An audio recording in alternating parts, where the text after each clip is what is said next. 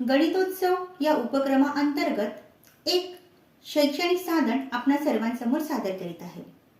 तिसरीच्या पाठ्यपुस्तकात एकूण 17 घटक आहेत आणि 17 घटकांपैकी जवळजवळ 5 ते 6 घटकांमधील ज्या छोट्या छोट्या संकल्पना आहेत त्या या शैक्षणिक साधनाच्या सहाय्याने आपण विद्यार्थ्यांपर्यंत पोहोचवू शकतो आणि आनंददायी शिक्षण त्यांना देऊ शकतो।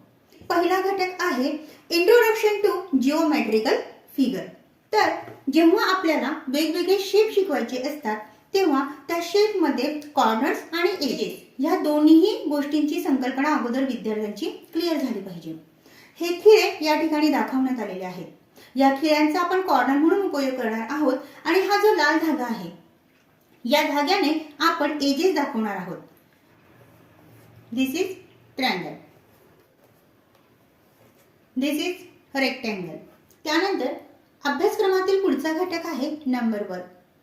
नंबर वर्क म्हटल्यानंतर या साधनामध्ये 0 पासून तर 9 पर्यंतचे नंबर वर्कचं कार्य किंवा नंबर वर्क त्यांच्याकडनं करून घेऊ शकतो। त्यानंतर टेबल आहेत। टेबल विद्यार्थ्यांना पाठांतराला खूप कंटाळवाणे वाटतात।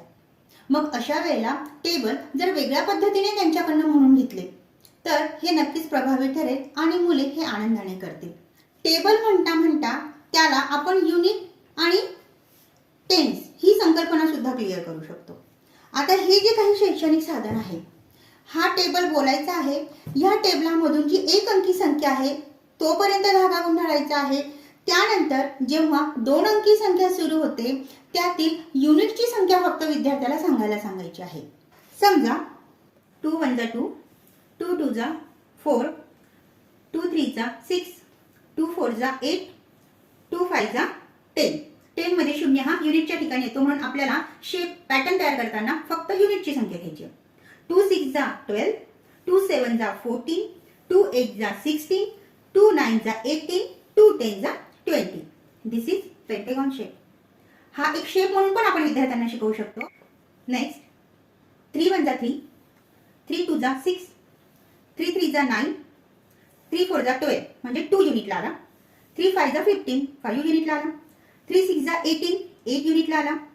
3 7 जा 21, 1 युनिटला आला। 3 8 जा 24, 4 युनिटला आला। 3 9 जा 27, 7 युनिटला आला आणि 3 10 जा 30, 0 युनिटला आला। अशा प्रकारे प्रत्येक टेबलनुसार वेगवेगळे पॅटर्न आपण विद्यार्थ्यांना शिकवू शकतो। आता पुढचा घटक आहे सिमेट्री।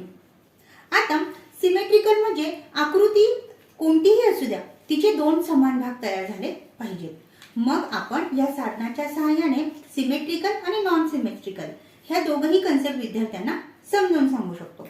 बघा आता या ठिकाणी आपण ट्रायंगल तयार केला आहे, बरोबर?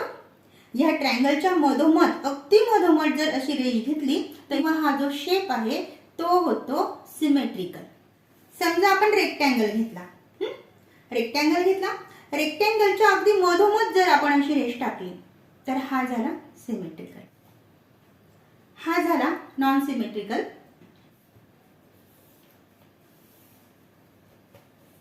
हा झाला नॉट सिमेट्रिकल पॅटर्न। पुन्हा इयत्ता 3च्या अभ्यासक्रमामध्ये क्लोज फिगर आहे, ओपन फिगर आहे। मग क्लोज फिगर म्हणजे काय की जी फिगर सगळ्या बाजूने बंद आहे आणि ओपन फिगर म्हणजे काय जी एखाद्या बाजूने उघडी आहे।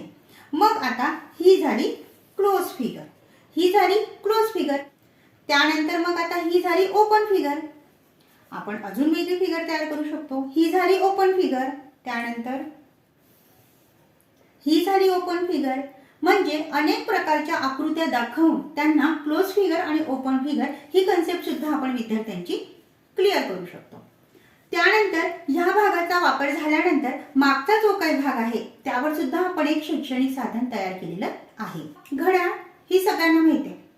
मग घड्याळीमध्ये o'clock, quarter, past quarter, 2 quarter या छोट्या छोट्या ज्या कन्सेप्ट आहेत त्या या ठिकाणी आपण क्लिअर करू शकतो।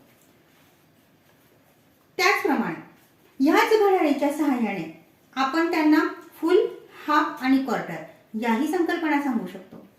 तसेच सगळ्यात महत्त्वाची गोष्ट म्हणजे अँगल समजून सांगण्यासाठी सुद्धा हे साधन आपण उपयोगात आणू शकतो। तरी या शैक्षणिक साधनाचा तयार करण्याचा मी छोटासा प्रयत्न केला आहे। यात जे काही बरोबर असेल ते माझ्या मार्गदर्शकांचं असेल आणि जे काही चुकीचं असेल ते माझं स्वतःचं असेल. धन्यवाद.